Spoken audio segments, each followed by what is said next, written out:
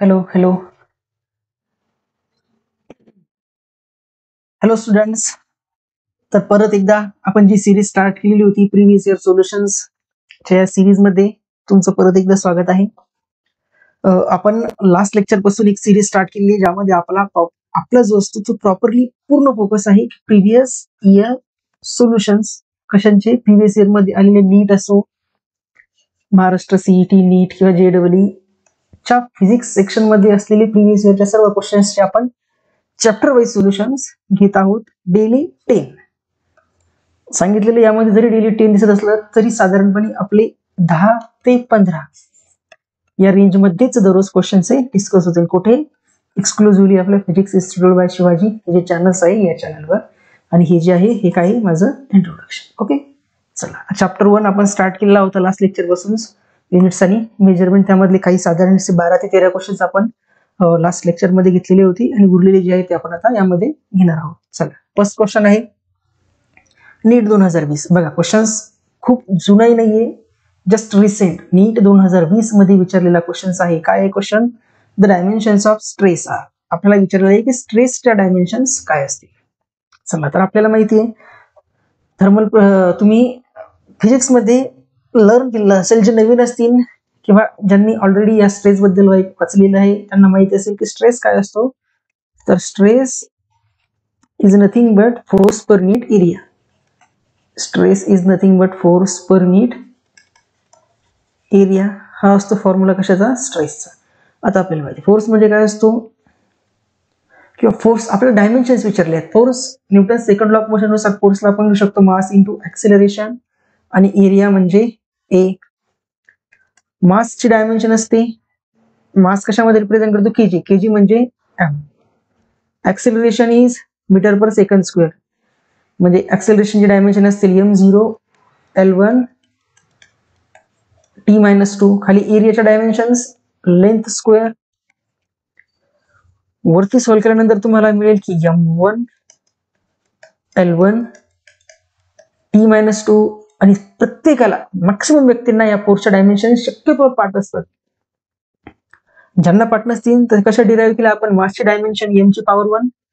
Acceleration मध्ये मासचा काहीच consequence नसतो, सो m ची पॉवर 0, l ची पॉवर 1, t ची पॉवर -2. का? कारण ऍक्सेलरेशनचं युनिट असतं मीटर पर सेकंड स्क्वेअर आणि मासचं युनिट असतं केजी. खाली एरियाचं युनिट असतं, या एरियाचं युनिट असतं मीटर स्क्वेअर. या सर्व फॉर्म्युलेचा यूज करून आपण यांचे डायमेन्शनल फॉर्म्युले डिराईव्ह केले. खाली इन एल स्क्वेअर. मग हा एल स्क्वेअर वरती गेल्यानंतर काय बनेल? इथे m1 l1 t-2 आणि हा l-2. एल ची पॉवर 1 आणि एल ची पॉवर -2. एल ची पॉवर 1 आणि एल ची पॉवर -2 दोन्ही जर ऍड केला आपण तर काय मिळेल तुम्हाला? 1 - 2 इज -1. सो याला सॉल्व्ह केल्यानंतर आपल्याला मिळेल m1 l-1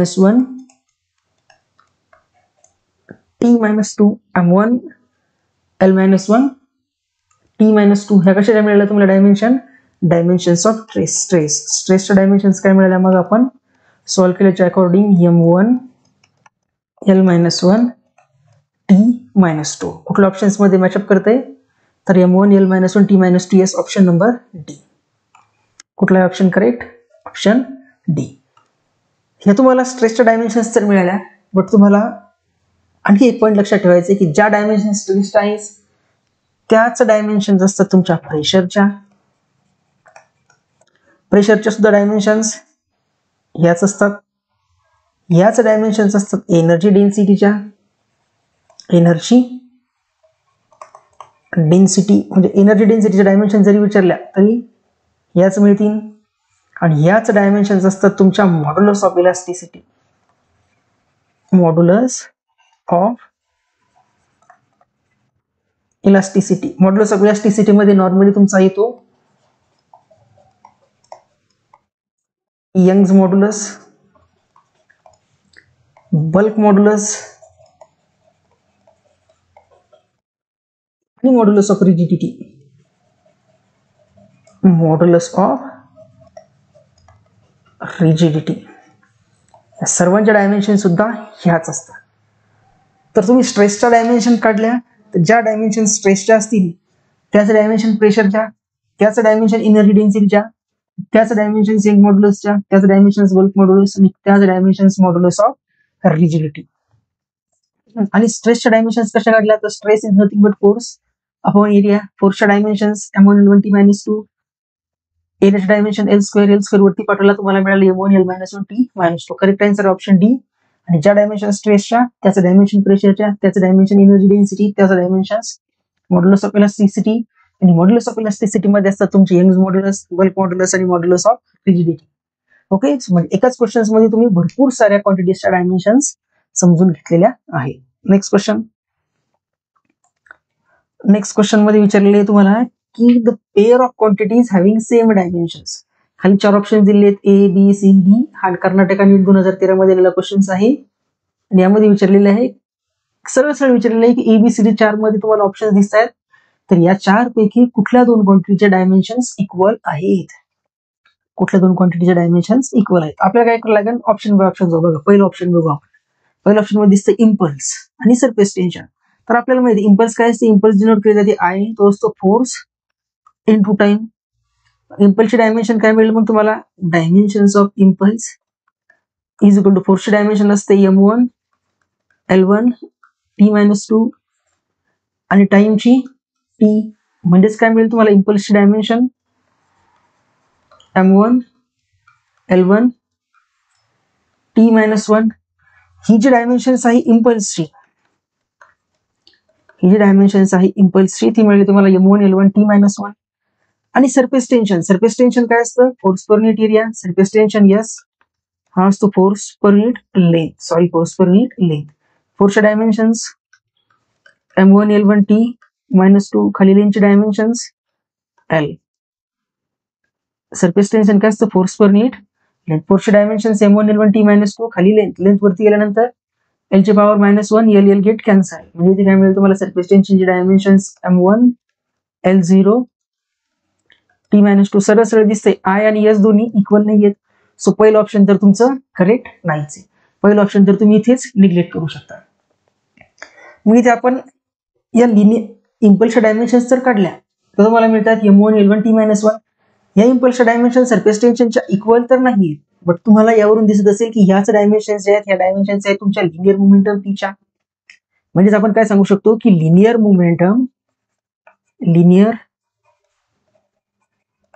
momentum and impulse have same dimensions.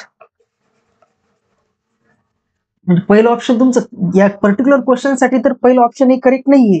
But यावरून आपल्याला एवढं कळालं की ज्या डायमेन्शन्स इम्पल्सचे आहेत त्याच डायमेन्शन्स तुमच्या लिनियर मोमेंटमच्या आहे.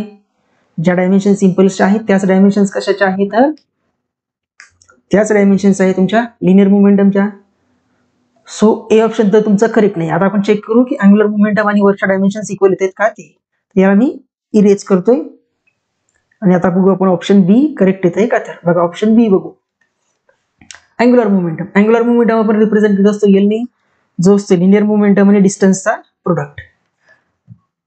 लिनियर मोमेंटम म्हणजे असतो मास इंटू व्हेलॉसिटी आणि डिस्टन्स म्हणजे आर. तर मासची dimensions m1, velocity is metre per second म्हणजे L1T-1. ह्या ज्या आहेत ह्या डायमेन्शन्स आहे व्हेलॉसिटीच्या आणि डिस्टन्सची डायमेन्शन एल. याला जर आपण रिअरेंज केलं तर तुम्हाला काय मिळेल, m1 L1 आणि 1 L2 T-1 m1 L2 T-1. म्हणजे ह्या वेळेला तुम्हाला डायमेन्शन्स अँग्युलर मोमेंटमच्या, dimensions of angular momentum L which is equal to m1 L2 T-1. या कशाच्या डायमेन्शन्स मिळाल्या तुम्हाला, अँग्युलर मोमेंटमच्या. आता कडे आपण वर्कच्या डायमेन्शन्स. तर वर्क असतं W is equal to force into displacement dr. फोर्सच्या डायमेन्शन्स m1 L1 T-2 आणि डिस्टन्सच्या L1 which is equal to m1 L2 T-2. m1 L2 T-2 ह्या काय मिळालं तुम्हाला डायमेन्शन्स कशाच्या बघा फोर्सच्या dimension M1 L1 T-2 डिस्टन्सच्या L1 so M1 L2 T-2 मग तुम्हाला या दोन क्वेश्चन्स वरून दोन इक्वेशन वरून सरळ कळत असेल की वर्कच्या ज्या डायमेन्शन्स आहेत त्या डायमेन्शन्स लिनियर मोमेंटमच्या डायमेन्शन अँग्युलर मोमेंटमच्या डायमेन्शनच्या इक्वल नाही आहेत. ज्या डायमेन्शन्स वर्कच्या आहेत त्या डायमेन्शन म्हणजे इथे बघा हे इक्वेशन आणि हे इक्वेशन दोन्ही इक्वल आहेत का डायमेन्शनली जे मी ॲरो डिनोट केलेले नाही. सो तुमचं ऑप्शन बी सुद्धा जे दिलेलं आहे ऑप्शन बी सुद्धा काही नाहीये करेक्ट नाहीये म्हणजे ऑप्शन ए अगोदरच आपण निग्लेक्ट केलं ऑप्शन बी नाही म्हणजे तुमचं जे काही करेक्ट आन्सर असेल ते ऑप्शन डी किंवा ऑप्शन सी पैकी असेल. ऑप्शन डी किंवा सी पैकी असेल ऑप्शन डी किंवा सी पैकी असेल. मग तुम्ही कुठेतरी वाचलेलं असेल की वर्क आणि एनर्जी दोन इक्विव्हॅलंट क्वांटिटी असतात. वर्क आणि एनर्जी दोन्ही इक्विव्हॅलंट क्वांटिटी असतात म्हणजे ज्या डायमेन्शन्स तुम्ही वर्कच्या लिहिल्या त्याच डायमेन्शन असेल एनर्जीच्या एनर्जीच्या डायमेन्शन्स पण काय म्हणजे तुम्हाला energy E is equal to M1 L2 T-2 M1 L2 T-2 आणि आपण आताच प्रिव्हियस स्लाइड मध्ये बघितलेलं आहे इथे बघा प्रिव्हियस स्लाइड मध्ये बघितलेलं आहे की ज्या डायमेन्शन्स एनर्जी डेन्सिटीचे आहेत एनर्जी डेन्सिटीच्या डायमेन्शन्स आणि यंग मॉड्युलसच्या इक्वल आहे. एनर्जी डेन्सिटी ही एनर्जीच्या इथे बघा ऑप्शन 4 मध्ये दिलेलं आहे की यंग मॉड्युलस आणि एनर्जी डेन्सिटीचे डायमेन्शन इक्वल असतील पण आपण बघितलेलं आहे की यंग मॉड्युलस आणि एनर्जी डेन्सिटीचे डायमेन्शन इक्वल असतात नॉट एनर्जी म्हणजे बाय डिफॉल्ट तुमचं ऑप्शन कुठे लिहिलेलं आहे ऑप्शन सी. या पर्टिक्युलर क्वेश्चनचं जे आन्सर आहे करेक्ट ते आहे आन्सर सी की वर्क आणि टॉर्कचे डायमेन्शन्स इक्वल असतात. तर वर्कचे डायमेन्शन्स आपण इथे काढलेले असतात की ते M1 L2 T-2 आणि टॉर्कच्या डायमेन्शन कडे आपण बघा टॉर्क असतो tau is equal to force into distance दोन्हीचा क्रॉस प्रोडक्ट असतो ऍक्च्युअली मध्ये फोर्स आणि डिस्टन्सचा फक्त आपण डायमेन्शन काढायचे आपण दोन्हीचा प्रोडक्ट घेऊ. फोर्सच्या डायमेन्शन्स तर असतात M1 L1 T-2 आणि डिस्टन्सच्या L1 मग याला आपण सॉल्व्ह जर केलं तर मिळतं तुम्हाला M1 L2 T-2 ह्या मिळाल्या तुम्हाला डायमेन्शन्स ऑफ टॉर्क बघा केअरफुली ह्या अंडरलाईन केलेल्या इक्वेशन्सच्या डायमेन्शन्स आणि ह्या टॉर्कच्या डायमेन्शन्स आणि ह्या वर्कच्या डायमेन्शन्स हे डायमेन्शन्स आणि डायमेन्शन्स इक्वल आहेत सो म्हणून तुमचं करेक्ट आन्सर जे आहे ते काय ऑप्शन सी ते काय आहे ऑप्शन सी. हा कधी आलेला आहे क्वेश्चन्स तर कर्नाटका नीट 2013 कुठे आलेला आहे क्वेश्चन्स कर्नाटका नीट 2013 मध्ये आलेला क्वेश्चन्स आहे याचं करेक्ट आन्सर आहे तुमचं ऑप्शन सी की work and torque have same dimensions. Work and torque have same dimensions. Okay यामध्येच तुम्हाला आणखी एक गोष्ट लक्षात जर ठेवायची असेल तर तुम्ही ही लक्षात ठेवू शकता की ही जे तुमचं अँग्युलर मोमेंटम एल च्या डायमेन्शन्स आणि प्लँक्स कॉन्स्टंट काय एक टर्म येईल तुम्हाला समोर प्लँक्स कॉन्स्टंट तर प्लँक्स कॉन्स्टंट आणि अँग्युलर मोमेंटम प्लँक्स कॉन्स्टंट आणि अँग्युलर मोमेंटम म्हणजे प्लँक कॉन्स्टंट जो आपण एच ने डिनोट करतो या प्लँक्स कॉन्स्टंटच्या डायमेन्शन्स आणि अँग्युलर मोमेंटम एल च्या डायमेन्शन्स या दोन्हीचे डायमेन्शन्स असतात इक्वल या दोन्हीचे डायमेन्शन्स इक्वल असतात. तर प्लँक्स कॉन्स्टंट कुठे येतो तर तुम्ही मॉडर्न फिजिक्स मध्ये इक्वेशन बघितलेले असेल की E is equal to H nu त्यामध्ये जो एच असतो त्यालाच म्हणतो आपण प्लँक्स कॉन्स्टंट मग यावरून तुम्हाला एच मिळेल energy E upon frequency new. Frequency मग इथे एनर्जीचं युनिट असतं एनर्जी जे आहे ते एनर्जी डायमेन्शन इथे दिलेले आहेत आणि फ्रिक्वेन्सी जे आहे ते फ्रिक्वेन्सीचे डायमेन्शन असतात टाइम इनवर्स T-1 फ्रिक्वेन्सीचे डायमेन्शन्स असतात T-1. मग तुम्ही जर ह्या इक्वेशन मध्ये एनर्जीच्या डायमेन्शन्स आणि फ्रिक्वेन्सीचे डायमेन्शन पुट केला तर तुम्हाला याच्या डायमेन्शन्स मिळतील आणि बाय डिफॉल्ट ज्या डायमेन्शन्स तुम्हाला या प्लँक्स कॉन्स्टंटच्या मिळतील त्याच डायमेन्शन्स तुमच्या या अँग्युलर मोमेंटमच्या आहेत. ओके सो लास्ट क्वेश्चन आणि या क्वेश्चन्स मध्ये तुम्हाला दोन क्वेश्चन आपण सॉल्व्ह केले पण यामध्ये डायमेन्शन्स आपण साधारणपणे 8 ते 10 क्वांटिटीजच्या डायमेन्शन्स लर्न केले आहेत की कशा काढायच्या ते. ओके नेक्स्ट क्वेश्चन बघू. ओके आता हा बघा द डायमेन्शन्स ऑफ काय विचारलेलं आपल्याला the dimensions of μ0 ε0 raised to the power -1/2r. आता बघा याचा एक शॉर्ट फॉर्म्युला आहे किंवा तुम्ही याला ट्रिक्स म्हणून सुद्धा लक्षात ठेवू शकता की स्पीड ऑफ लाईट जो असतो स्पीड ऑफ लाईट. तर तुम्ही या स्पीड ऑफ लाईटला रिप्रेझेंट करत असतात 1/√ऑफ μ0 ε0, ज्यामध्ये μ0 जो असतो तो असतो परमिटिव्हिटी ऑफ फ्री स्पेस आणि ε0 असतो permeability of free space. Permittivity of free space आणि permeability of free space, sorry, ε0 असतो परमिटिव्हिटी ऑफ फ्री स्पेस आणि μ0 परमिबिलिटी ऑफ फ्री स्पेस. मग यालाच तुम्ही कसं लिहू शकता, रूट म्हणजे काय असते तर पॉवर 1/2 म्हणजे μ0 ε0 ची पॉवर 1/2. मग या क्वांटिटी तुम्ही जर डिनॉमिनेटर मधून न्यूमरेटर मध्ये शिफ्ट केल्या तर काय मिळेल तुम्हाला, μ0 ε0 ची पॉवर -1/2.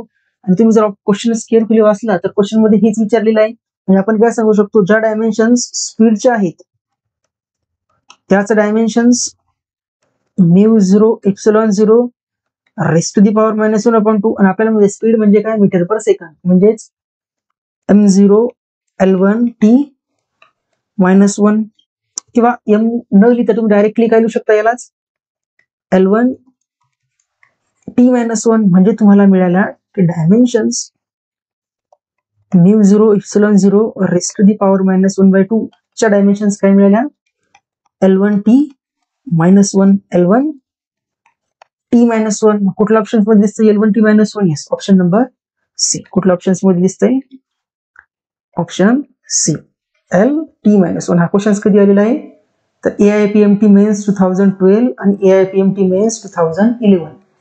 AIPMT च्या एक्झाम्स मध्ये हा आलेला काही क्वेश्चन्स आहे. ओके, सो फॉर्म्युला लक्षात ठेवायचे की स्पीड ऑफ लाईटला कसं डिनोट करतो आपण, स्पीड ऑफ लाईटला डिनोट करतो आपण 1/μ0 ε0. Okay, next question. The dimensions of 1/2 काय विचारलंय, 1/μ0 ε0 into e square where ε0 is permittivity of phase space, e is electric field H. या क्वांटिटीचे डायमेन्शन्स विचारलेले, जो की याचा फॉर्म्युला हा दिलेला आहे. आता तुम्ही इलेक्ट्रोस्टॅटिक्स मध्ये वाचलेलं असेल किंवा नसेल, ज्यांनी वाचलेलं असेल त्यांना लगेच कळले असेल की हा फॉर्म्युला कशाचा आहे. हा फॉर्म्युला असतो energy density U is equal to 1/2 ε0 e square. हा कशाचा फॉर्म्युला आहे तर हा फॉर्म्युला आहे एनर्जी डेन्सिटीचा. कशाचा आहे formula, energy density. Energy density आपण आत्ताच बघितलं, ज्या डायमेन्शन्स एनर्जी डेन्सिटीच्या आहेत त्याच डायमेन्शन्स असतात स्ट्रेसच्या, त्याच डायमेन्शन्स असतात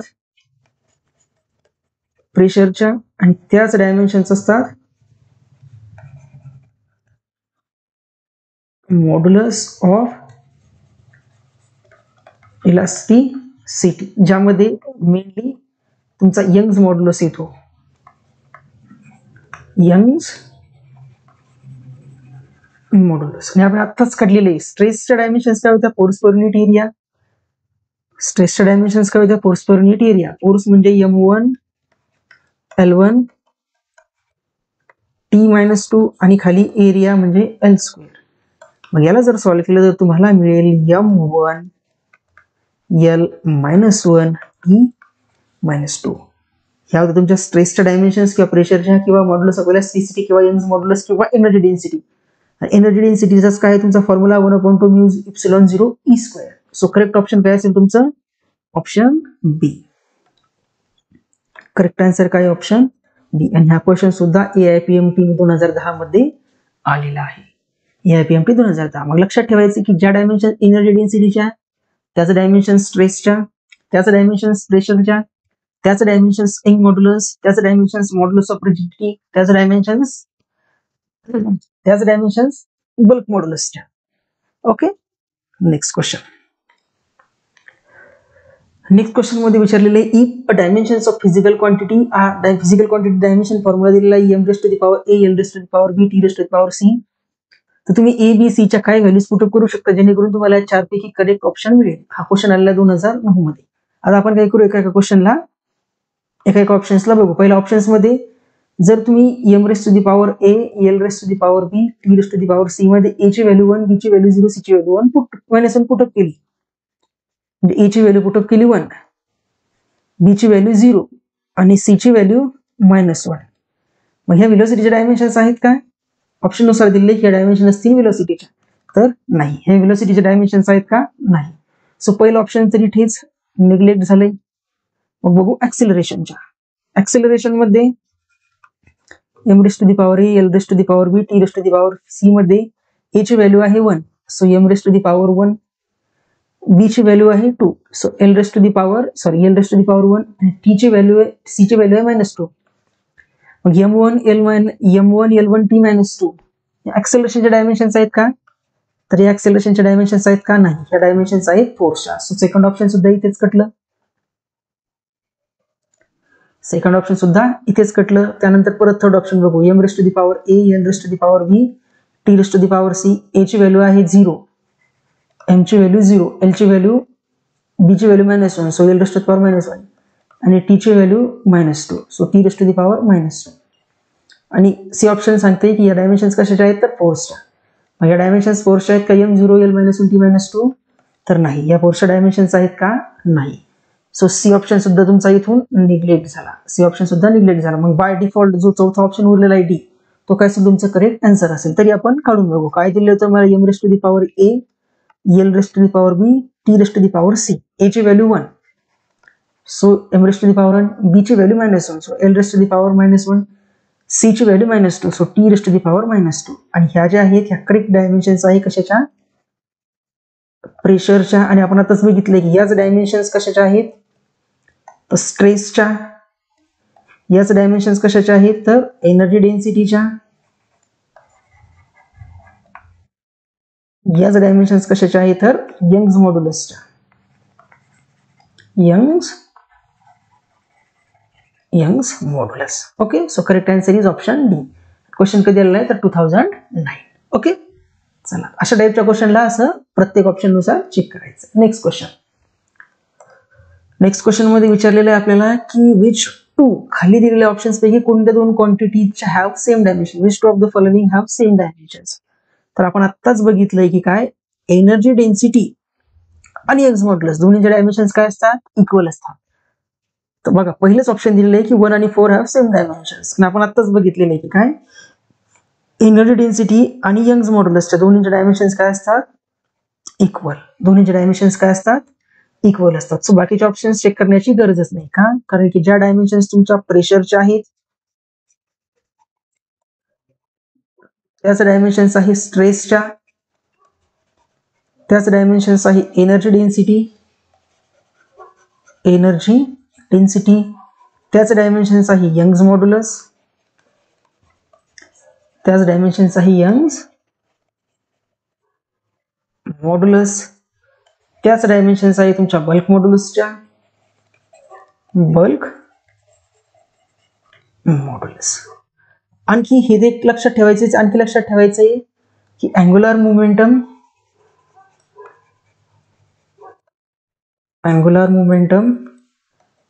आणि प्लँक्स कॉन्स्टंट,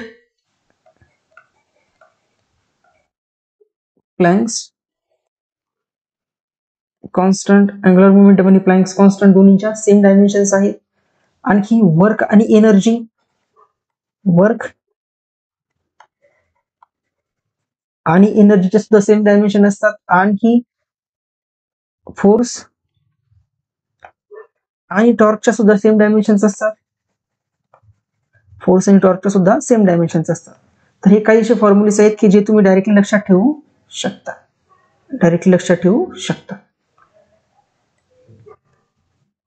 रिफ्रॅक्टिव्ह इंडेक्स, आता तुम्हाला माहिती असेल रिफ्रॅक्टिव्ह इंडेक्स काय असतो. रिफ्रॅक्टिव्ह इंडेक्स ही डायमेन्शनलेस क्वांटिटी आहे. रिफ्रॅक्टिव्ह इंडेक्स ही कशी आहे? डायमेन्शनलेस. ही कशी आहे क्वांटिटी? डायमेन्शनलेस. का? कारण की रेशो आहे ऑफ सेम क्वांटिटीचा. रिफ्रॅक्टिव्ह इंडेक्स हा सेम फिजिकल क्वांटिटीचा रेशो आहे. सो रिफ्रॅक्टिव्ह इंडेक्स असतो डायमेन्शनलेस. ओके, हा क्वेश्चन कधी आलेला होता? हा क्वेश्चन आला होता 2008 मध्ये. कधी? 2008. त्यावेळेस AIBMT होती. ओके, नेक्स्ट क्वेश्चन मध्ये विचारलेले the dimensions of electrical resistance in electrical circuit in terms of dimensions of mass, length and time and current I would be. 2007 मध्ये आलेला हा क्वेश्चन आहे. तुम्हाला विचारलेलं आहे इलेक्ट्रिकल रेजिस्टन्स आरच्या डायमेन्शन्स. आता तुम्ही इलेक्ट्रिकल सर्किट्स मध्ये एक फॉर्म्युला शिकलेला असाल की power P is equal to V² upon I. Power P असतो, power P is equal to voltage into current, power हा काय आहे, पी स्टँड्स फॉर, हा जो आहे पी हा आहे पॉवर, पॉवर ही काय आहे तुमचं पोटेन्शियल,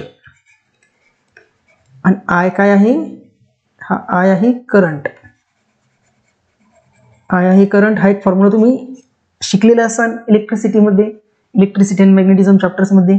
आणि आणखी तुम्ही ओहम्स लॉ शिकलेला असेल की व्ही इज इक्वल टू असतो आय आर, म्हणजे हे जे व्होल्टेज आहे या व्होल्टेजला तुम्ही कशाने लिहू शकता, हे काय तुमचं पोटेन्शियल किंवा voltage is equal to current into resistance. मग ती व्हॅल्यू आपण यामध्ये पुटअप करू, मग तुम्हाला काय मिळेल, power P is equal to current into resistor R into current जो ऑलरेडी होता तो, म्हणजेच I square R is equal to power. आणि तुम्ही आणखी शिकलेले असाल वर्क पॉवर एनर्जी मध्ये, power is nothing but work per unit time. Power is nothing but they power काय असते, work per unit time. Work per unit time is equal to असतो power I square R, I square R. मग यावरून तुम्हाला मिळेल R is equal to work upon time into I square. आता work आणि एनर्जीच्या सेम डायमेन्शन असतात, work आणि एनर्जी सेम डायमेन्शन, वर्क असतो तुमचा force into displacement F dot D R, आणि खाली टाइम टी आणि करंट स्क्वेअर. मग dimensions of electrical resistance R तुम्हाला काय मिळतील, dimensions of force M1 L1 T-2, dimensions of displacement N, खाली डायमेन्शन्स ऑफ टाइम T, आणि डायमेन्शन्स ऑफ करंट. तर करंटचे डायमेन्शन्स आय ने रिप्रेझेंट करतो किंवा आपण नॉर्मली ए ने, आणि त्याची पॉवर 2 आहे, सो आय स्क्वेअर. मग हे टाइम आणि आय स्क्वेअर वरती जर पाठवलं तुम्ही तर काय मिळेल तुम्हाला, हा टी वरती गेल्यानंतर टी मायनस बनेल, सो टीची पॉवर होईल -3, म्हणजे M raise to the power 1, हा L1 हा L1 तर L2, हा टी ऑलरेडी -2 तर हा टी वरती आल्यानंतर टी -3, आणि आय खाली +2 आहे, वरती आल्यानंतर -2, आणि आय ची पॉवर -2. तर बघायचं असं ऑप्शन्स की ज्यामध्ये एम ची पॉवर 1, एल ची पॉवर 2, टी -3 आणि आय -2 आहे, ते काय तुमचा इलेक्ट्रिकल रेजिस्टन्सचा डायमेन्शनल फॉर्म्युला. तर तुम्ही जर केअरफुली बघितलं तर तुम्हाला दिसतंय M1 L2 T -3 I -2, M1 L2 T -3 I -2, option number C जो दिसतोय, तर ऑप्शन सी तुम्हाला आपण काढलेल्या आन्सरच्या इक्विव्हॅलेंट दिसतोय. सो इलेक्ट्रिकल रेजिस्टन्स जो आहे, इलेक्ट्रिकल रेजिस्टन्स किंवा रेजिस्टन्स याच्या डायमेन्शन्स काय मिळाले मग तुम्हाला, M1 L2 T -3 I -2, M1 L2 T -3 I -2. या क्वेश्चन्सला तुम्ही इथून सुद्धा डायरेक्टली जर फास्ट मध्ये करायचं असेल तर तुम्ही या क्वेश्चन्सला इथून सुद्धा डायरेक्टली सांगू शकत होते की इलेक्ट्रिकल रेजिस्टन्स जो आहे यामध्ये इथे इलेक्ट्रिकल रेजिस्टन्स आरच्या जे डायमेन्शन येतील त्यामध्ये करंटची पॉवर -2 असेल, आणि करंटची पॉवर -2 असणारा फक्त एकमेव ऑप्शन होता सी. त्यामुळे तुम्ही या क्वेश्चन्सला एवढे सॉल्व्ह न करता एवढं डायरेक्टली इथून सुद्धा तुम्ही आन्सर प्रेडिक्ट करू शकत होते. बट आपल्याला इथे डिटेलमध्ये सोल्युशन्स बघायचे, सो मी डायरेक्ट मेथड न सांगता तुम्हाला डिटेलमध्ये सांगितलेलं आहे. अदरवाईज तुम्ही इथून डायरेक्टली ऑप्शन सी वर सुद्धा करेक्ट मार्क करू शकले असते जर तुम्हाला एक्झाम मध्ये हा क्वेश्चन्स कमी वेळेत अटेंड करायचा असता तेव्हा. ठीक आहे, नेक्स्ट क्वेश्चन आहे तुमचा, the ratio of dimensions of Planck's constant and moment of inertia is dimensions of. Planck's constant आणि मोमेंट ऑफ इनर्शिया दोन्हीचे डायमेन्शनचा रेशो काय आहे. तर आता बघा, प्लँक्स कॉन्स्टंट आपण आताच बघितलं की प्लँक्स कॉन्स्टंट एच च्या डायमेन्शन्स आणि अँग्युलर मोमेंटम एल च्या डायमेन्शन्स इक्वल आहेत, आणि त्या किती असतात, angular momentum L is nothing but linear momentum into distance, linear momentum into distance, आणि याचे डायमेन्शन्स असतात M1 L2 T -2. कारण लिनियर मोमेंटमचा फॉर्म्युला काय, linear momentum T is equal to linear momentum L angular momentum L is equal to linear momentum P into distance R. P म्हणजे मास into velocity आणि R म्हणजे distance. मग यामध्ये तुम्ही value जर पुटअप केला तर तुम्हाला अँग्युलर मोमेंटमचे डायमेन्शन्स मिळतात M1 L2, मास म्हणजे M1, व्हेलॉसिटी म्हणजे मीटर पर सेकंड, आणि हा मीटर, M1 L1 ओके, एक मिनिट. लिनियर मोमेंटम म्हणजे मास इंटू व्हेलॉसिटी, मास म्हणजे M1, व्हेलॉसिटी म्हणजे मीटर पर सेकंड, आणि हा मीटर तो meter square plus second, L2 T -1. इथे काय टीची पॉवर -2 नाही, टीची पॉवर किती आहे -1. ही जी आहे ही टीची व्हॅल्यू इथे -1 आहे, -2 नाही. इथे काय m1 L2t minus 1 m1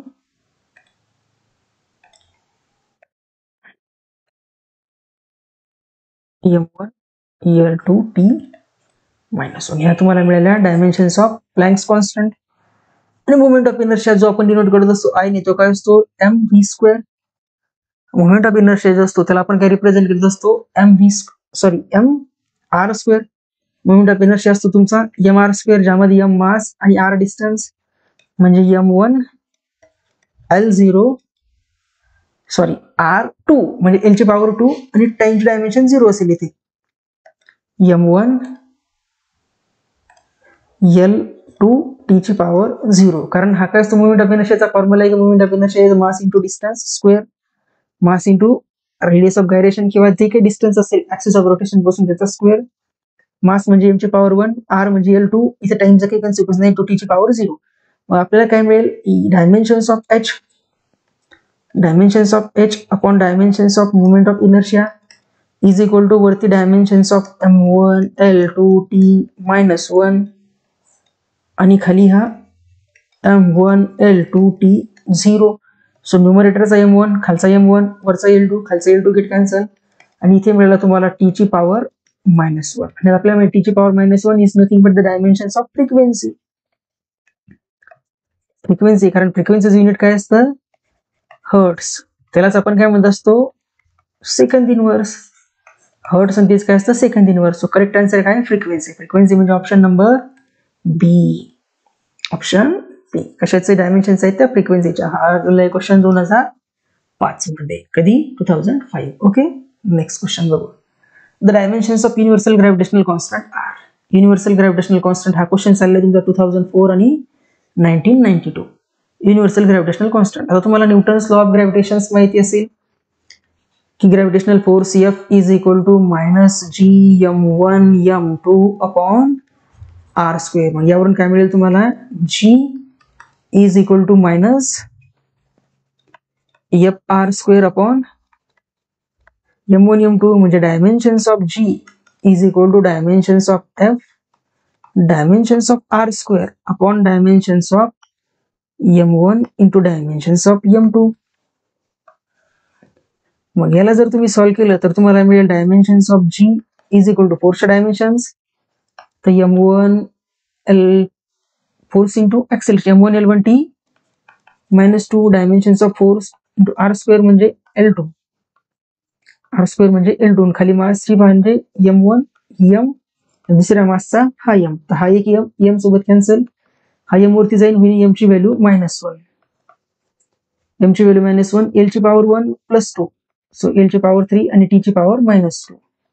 so तुम्हाला acceleration due to gravity, sorry gravitational universal gravitational constant dimension काय मिळाला, m1 L3t -2. कोणत्या ऑप्शन मध्ये दिसतं, कोणत्या ऑप्शन मध्ये दिसतंय, तर एकच ऑप्शन दिसतोय की ज्यामध्ये असं काहीसं दिलेलं आहे, ते option number A, m-1 L3t -2.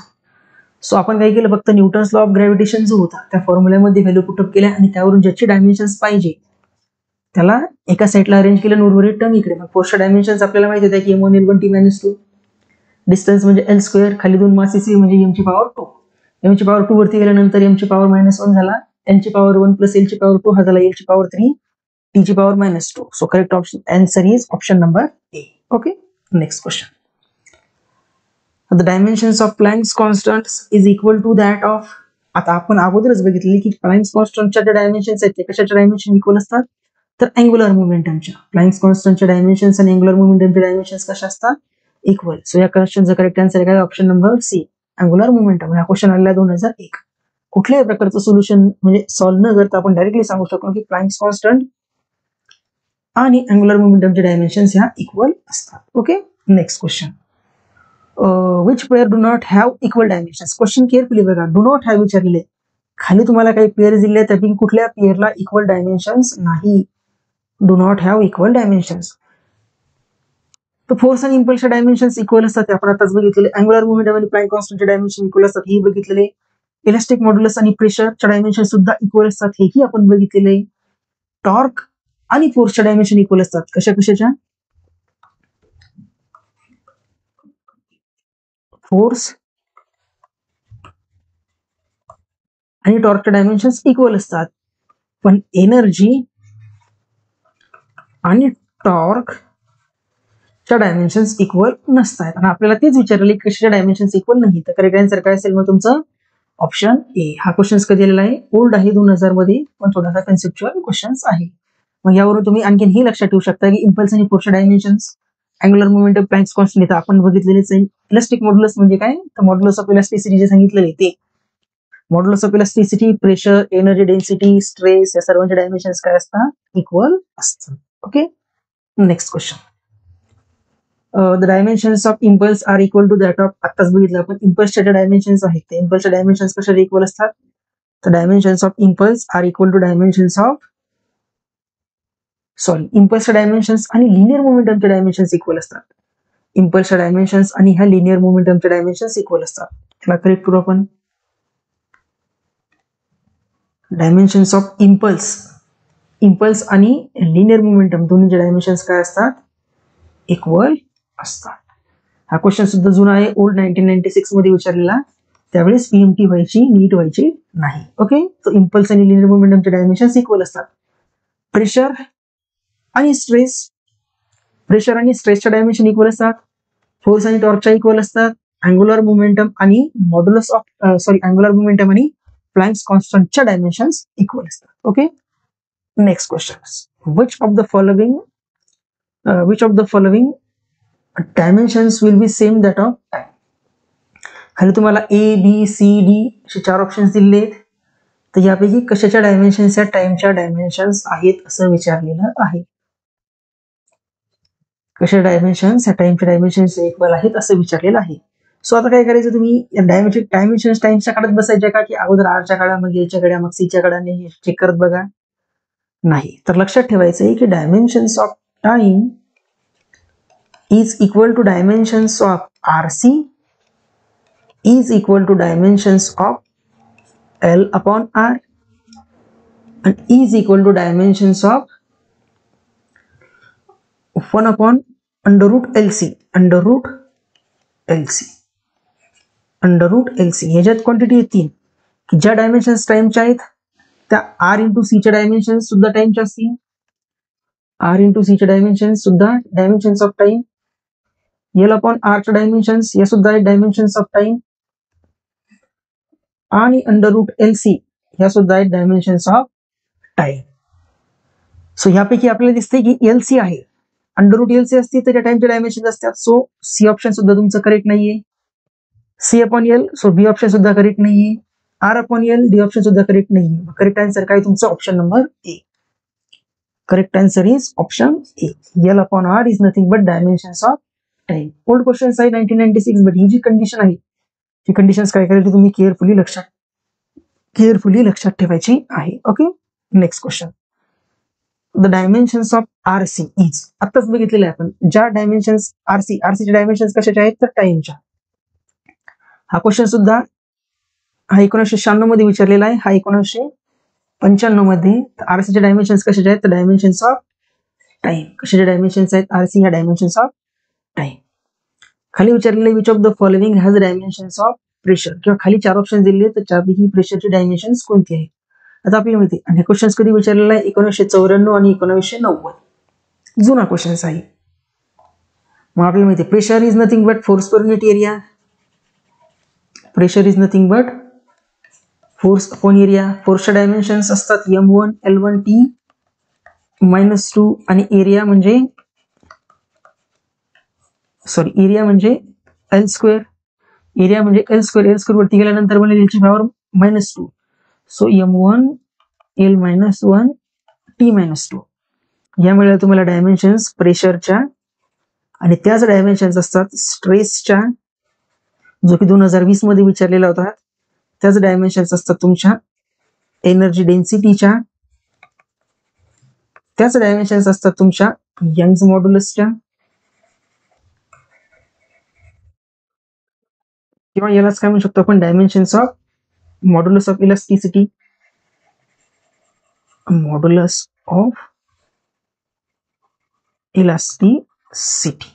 Okay, so M1 L-1 T-2 कुठल्या ऑप्शन मध्ये दिसतं? M1 L-1 T-2 option number बी. कुठल्या ऑप्शन मध्ये दिसतंय? तर ऑप्शन बी मध्ये. ओके. त्यानंतर next question, of the following quantity which one has a dimensions different from that of remaining.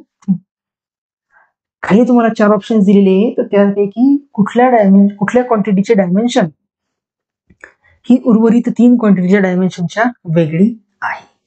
उर्वरित 3 क्वांटिटीच्या डायमेन्शनच्या वेगळी आहे. तर आपल्याला माहिती आहे एनर्जी पर युनिट व्हॉल्यूम म्हणजे एनर्जी डेन्सिटी आणि फोर्स पर युनिट एरिया म्हणजे प्रेशर, दोन्हीचे डायमेन्शन्स इक्वल असतात.